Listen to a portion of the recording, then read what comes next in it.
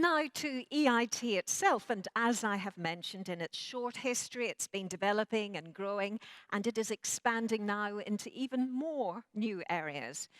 Its Interim Director, Martin Kern, will now explain its work and its priorities for you. Martin.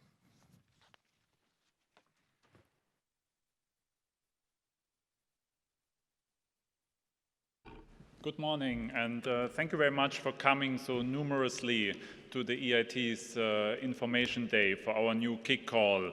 I will start by making a little bit of a bold assumption, and that assumption is that you're not only here because you want information about the EIT's new KIC Call, and we'll give you that information, but you're here because you care about the future of Europe. Because we believe here at the EIT that it's innovation what is needed for the future of Europe to succeed and for tackling the challenges that we are facing currently in Europe, and that the EIT and innovation can also bring competitiveness and growth and can be part of the solution to those challenges. That's why we're here today, and I would like to congratulate you for coming and that you want to be part of this experience and part of the work that the EIT is doing. And I see my first contribution to you now to explain you on a very high level how we go about that, what we have done so far, and what are the opportunities in the call that is coming up. And we'll have then opportunities later on in the panels and in the discussions to zoom in to the different aspects, and I hope by the end of today you will have received answers to all the questions you may have had about the EIT and of course in particular about the call that is ongoing. I would like to thank Martin Reichertz and Patricia Riley for the very kind words and setting the scene for what the EIT is doing and how we fit into the broader landscape of innovation support in Europe. So if I can start with my first slide, you will see very broad overview on what is our vision and what tries to capturize what I mentioned as what we go out to achieve, meaning that our vision is to become the leading European initiative that empowers innovators and entrepreneurs to really develop world-class solutions and address the challenges and thereby also create growth and skilled jobs. And that is a very, very important mission, that is a very important vision, and the EIT, we believe, is very well placed to achieve that, because it is the first European initiative that brings together all the three sides of what we call the knowledge triangle, meaning the business community, that is the big companies, the multinationals, the SMEs, but also the startups working together with education institutions and with research centers, and really in a joint effort try to accelerate innovation process and set a framework in which innovation can happen. Through that cooperation, we would like to bring students from universities and make them entrepreneurial and to become entrepreneurs. We would like to bring ideas which may exist in laboratories, which may exist in universities, and turn them into products, turn them into value added for the society, and bring them to the customer, and also to create new markets for these products. So that is unique about the EIT, that we have the three sides of the knowledge triangle working together, but also that we cover the whole chain and that we start from the education, because that is where you create the talents, and then try to accompany those talents into becoming entrepreneurs and becoming those who help Europe to become and get more competitive. As one of our former governing board members called it, what we do is like an innovation factory. Let me tell you a little bit what is the rationale behind that and why an EIT is needed. Why would we need an EIT to achieve that? This is because the underlying rationale, the underlying analysis is that in Europe we do have excellent research, we do have excellent universities, we have fantastic talents, and we are not good enough to bring them together and to let them fully develop their potential. So those good ideas, those good talents often or not often enough are becoming successful innovators. And this is where the EIT can play a role. This is where we can be a catalyst. This is where knowledge and innovation communities have their starting point, by linking research and innovation and bridging the two of them. And that's also why the EIT is at the very heart and an integral part of the Horizon 2020 program, where this is the underlying rationale, that we have this linkage between research and innovation. So what are our priorities and how are we going about that based on our strategy?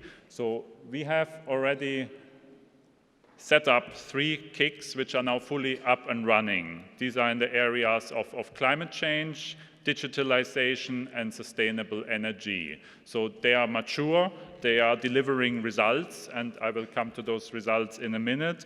And we have followed up on that by tackling 2 more societal challenges in 2014 through the setting up of the knowledge and innovation communities for raw materials and for health and active aging. So we have now 5 KICs already that are operational, and today's call and today's event, of course, is about the 2 new challenges that we would like to address with your help, and that is in the area of food and manufacturing. And there is a plan to set up an 8th KIC in the area of urban mobility. So those are our key priorities. This is our key efforts that we are underway. And as you can see, the EIT is on a growth path, not just in terms of numbers of KICs, not just in terms of budget, but also in terms of the results and the impact we can achieve.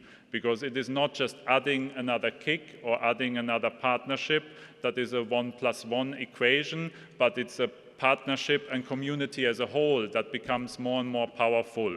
And now we already have a community of 800 partners all across Europe, and I can show you the map for that. That is very, very powerful, and that starts to deliver and produces more and more results. So one more word about that map. You can see a lot of colorful dots, which means we have a lot of diversity, but we also have a common community. So the different colors are for the different knowledge and innovation communities and where they have their innovative hubs, where they have their co-location centers. They are, of course, centered around key partners that are driving the KICs and that are at the heart of the partnership. So you have big business players involved. You have companies such as Philips, such as Siemens, such as Deutsche Telekom. You have Vattenfall, you have ABB. They are very much driving partnerships that already exist. You have the very big universities, excellent universities in Europe. You have KTH in Stockholm, you have Imperial College in London, you have the Danish Technical University, and you have big research institutes such as Fraunhofer, such as Max Planck Institute. So you have a lot of excellence, you have a lot of ideas, you have a lot of capacity in the KICs. And for the 2 new KICs, they of course join that community. So they set up their own knowledge and innovation community with their own focus, but they also become part of that broader family. Part of that effort is, of course, to fill also the blank spaces which you can still see at that map. So we have a very good coverage already with over 800 partners, but the EIT has a pan-European mission and a pan-European ambition. That, of course, why we would like to see even more colorful dots and even more places on that map being filled. And we have even a specific initiative to achieve that, which is the Regional Innovation Scheme, which tries to build innovation capacity in all the countries of Europe, also those which relatively are lagging behind. And that is a very important message, and that is also a very important factor in what we do. I promised you a few more words about our achievements. So you can see here what is our scoreboard, and I will just pick up some of the numbers that you find here, which is the number of graduates. So there are already well over 500 by the end of this year, well over 1,000 graduates that have come out of the education courses of the EIT. And those are students that don't just have the technical skills, don't are just good technical specialists, but also have entrepreneurial skills, are also potential innovators that can put their ideas into practice. So that is at the very heart of what we want to do on the education side, that we transform education programs into something that has an entrepreneurial dimension and that brings us the talents that can in the future be the new innovators, the new success stories. We also incubated already over 900 business ideas. So a lot of those ideas that I mentioned before that may exist have been tested by the KICs and have been tried to put into commercial products and services. Many of them already have succeeded. And we have created already, now it's around 200 startups that are being fostered by the KICs, that are being supported by the KICs in their accelerator and receive investments, but also advice, customers, to become success stories, to become companies that can grow, that can create the jobs and the success of competitiveness that Europe needs. So these are already results we have achieved, but with the 2 new KICs having entered into the field and with the new one of food and added value manufacturing coming up, these numbers will of course grow exponentially. And that will be a big success story for Europe, I believe, if we see the fruits of all these activities. Now, let me give you just very brief example of the type of success stories, the type of entrepreneurs that we see, because there is a story behind each of those numbers that you saw in the previous slides. So it's not just counting graduates, counting startups, but there are real stories that are stories of economic success and stories of innovation that have a huge potential to succeed. So let me zoom in on our award winners from 2015 and give you 2 of those examples. One of them is Govinda Upadhyay, who has created a startup, LED Safari, which is producing easy-to-assemble solar lamps, which can be used and assembled anywhere in the world from very simple materials in a very cheap way. And he has the vision of giving every kid across the world light to read, light to study, with a very simple tool that costs almost nothing. And he's going even further than that. He's not only promoting this as a product, but also he's promoting that as a way to educate kids. So the kids, by using this technology, can also get interested in innovation, can get interested in technology, and that is something that can be taken to the schools. He's a success story for us because he himself comes out of our education courses. So he has gone through one of the EIT-sponsored courses at the university in one of the KICs, in the KIC InnoEnergy, and then became an entrepreneur himself who was supported by another KIC, the Climate KIC, and has received support and now has become so successful that Forbes has given him an award, and a prize award of $100,000 for his excellent idea and for being one of the most successful entrepreneurs in his field. So these are the type of stories that you see behind each of those numbers. Another one is Ragnar Paske, who comes out of the Climate KIC in Copenhagen and has been successful entrepreneur who has the idea of making very efficient power converters, which are much lighter than the ones currently in use, much more efficient, and can make enormous savings in terms of energy, but also can make an enormous positive contribution to the environment and fight against climate change. So he has been highly successful and already has received considerable investments and orders for his products, and again was fostered by one of the KICs at the co-location centers in Copenhagen. So these are 2 examples, but of course we would like to see many more, and we are optimistic that with the new KICs coming in, we will have many, many more success stories that together will make real global impact for Europe. I mentioned we are part of Horizon 2020, And that is very, very important because there's also means there's a very close cooperation with the other programs. And by joining the EIT community, by setting up a KIC for food or KIC for added value manufacturing, that doesn't only mean support from the EIT, but it also means becoming part of the wider Horizon 2020 family and also having the possibility to create synergies with other programs. And that goes even beyond the Horizon 2020. So the EIT can help the KICs, for example, to have a dialogue with the Joint Research Center, to find common ground, to find ways to cooperate for the KICs. We are also in discussion with a new European Fund for Strategic Investments, access to finance in the big international banks. So becoming part of the EIT family is more than its parts, and is a real value added for any innovator who wants to be cutting edge and who wants to be leading in his field. The rationale behind the EIT I have already explained, but what we try to do, just in a few more words, is really to create ecosystems where innovation can grow. So ecosystems where research, business, and education come very closely together. And that means coming together at many levels. It means coming physically together, and that is the concept of the co-location center, which we will talk about more in the panel later on, but also it coming together in terms of cooperating much more closely than would usually be the case, and making use of this huge partnership which exists at any given KIC in its area, but also for the KIC family as a whole.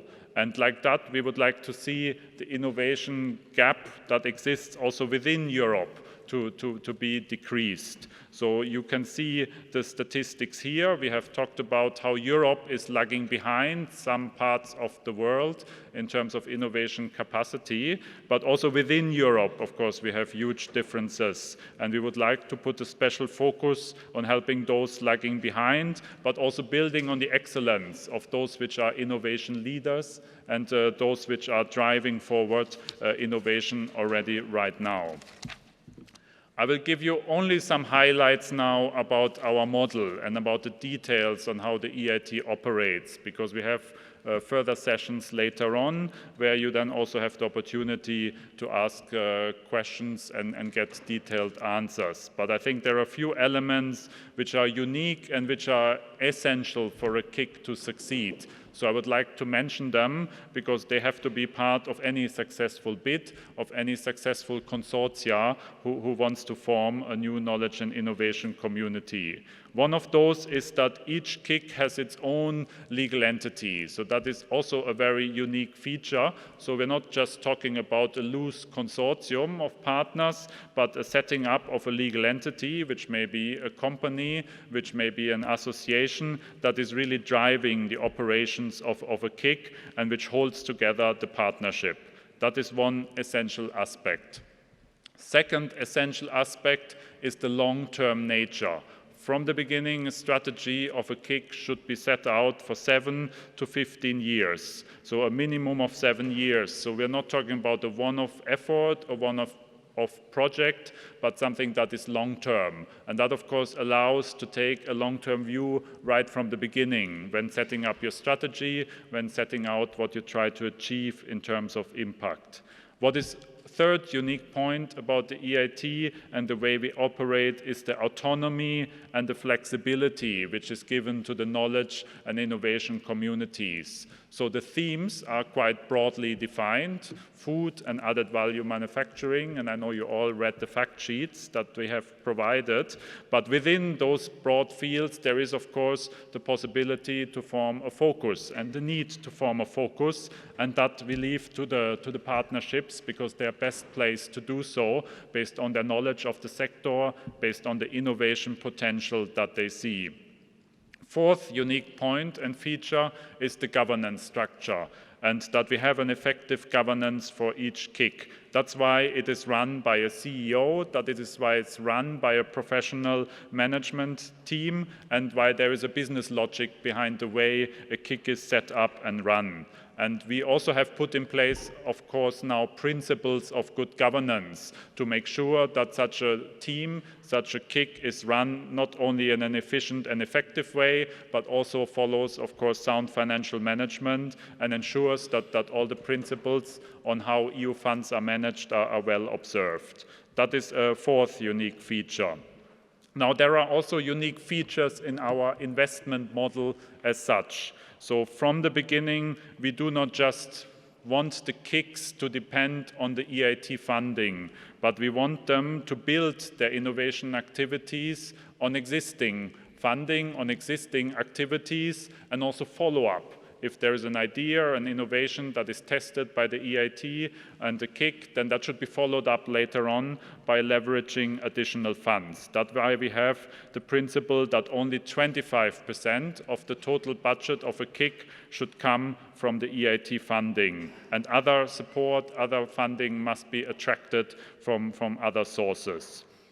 And underneath all of that, there is a real culture of entrepreneurship that should drive the whole model of a KIC. That should be in each activity, but it should also be in the way a KIC is organized. So there should be an innovative way, but also a business-driven way in which a partnership is set up from the beginning. I mentioned already the co-location center model that we will talk about later on as another unique feature, another feature that was put in place especially by the EIT, because we believe that a wide pan-European partnership also needs physical locations, needs to be interconnected in the regional and in the local ecosystems to succeed. So we try to have it both. We try to have a local anchoring, but also a pan-European network. And the co-location centers are key for that. And then finally, what we do is results and impact driven. So we want to see from the beginning that the strategies focus on results, focus on impacts, and explain us clearly how they will be achieved. And that is also what we want to reward. As you know, there is a competition between the KICs in terms of funding allocation, and those with the biggest impact, those with the best results, should be the ones who are awarded most of the funding. Now, how a KIC can translate that into its partnership must be very individual. And I think that is one of the tricky parts in today's Info Day, because you may get good examples, you may get case studies, but that does not mean that these can be copied. Because to be successful in innovation, new ideas, new initiatives have to be brought in, and also organizationally, a KIC needs to be innovative. And we are seeing that in the current KICs, because we have the common elements that we take as a given, but then we have a lot of diversity within them. And you can see that, for example, in the way the partnerships are built up. So you have the 800 partners that I mentioned earlier in the 5 KICs, but you can see that the balance can be very different between the education, between the research and the universities. All of them have a balance between those 3 sides of the knowledge triangle. All of them have to be represented, but the emphasis can be a different one. You can see the very tall blue line of KIC InnoEnergy, because in that sector, of course, a business representation is absolutely key for the success of the partnership. So they have decided to put a strong emphasis on the business side and the business partners. Whereas, for example, in the climate KIC, you also see a series of partners coming from regions, coming from cities, in the understanding that creating new dynamics in the field of climate change, you can only do that together with the public authorities. So each of the partnerships has to find their own way, and that will of course be true for any consortia that is being formed for the new KIC call here on food and added value manufacturing.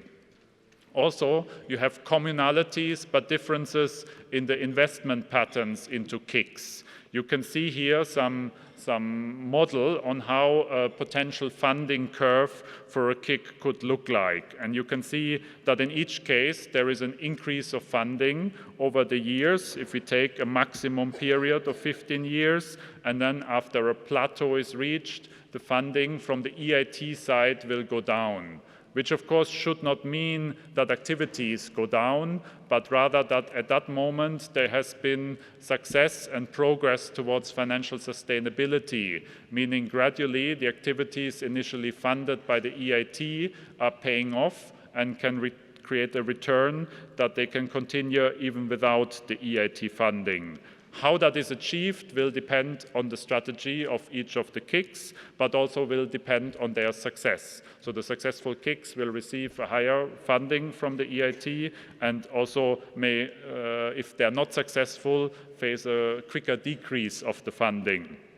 This is the way in which we want to set the right incentives for the KICs to keep focusing on impact, keep focusing on results, and keep focusing on financial sustainability. And if they do so, that will be rewarded by the EIT.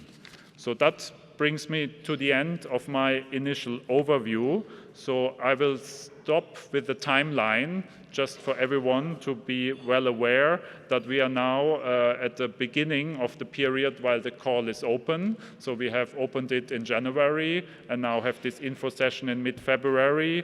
And of course, the decision time is in the 14th of July when there is the deadline and when we will hope we will receive a numerous number of very competitive and strong proposals from different consortia. And hopefully we have awakened your appetite to become part of that EIT community. So we look forward to a very strong competition, and we encourage all of you to form the consortia to apply for the call on food and added value manufacturing. I end with one more little teaser in terms of success that we had at the EIT. I mentioned to you earlier some of our success stories from last year, but just now we got the news that also this year there are already 5 of the entrepreneurs, social entrepreneurs coming out of the KICs, which have been nominated as part of the Forbes 30 under 30 top lists. So there is a growth in the EIT community, there is a growth in the success stories, and there is a growth in the recognition. So the ones that will join the new call, that will join the food and added value manufacturing call, will become part of that success story. And that is my invitation to you to take that opportunity to help us to build the future of Europe and to get together and apply for the call. And for the rest of the day, me and my colleagues are here to talk to you, to discuss with you, to give you all the information needed to put together that application and to become part of the EIT community. Thank you very much.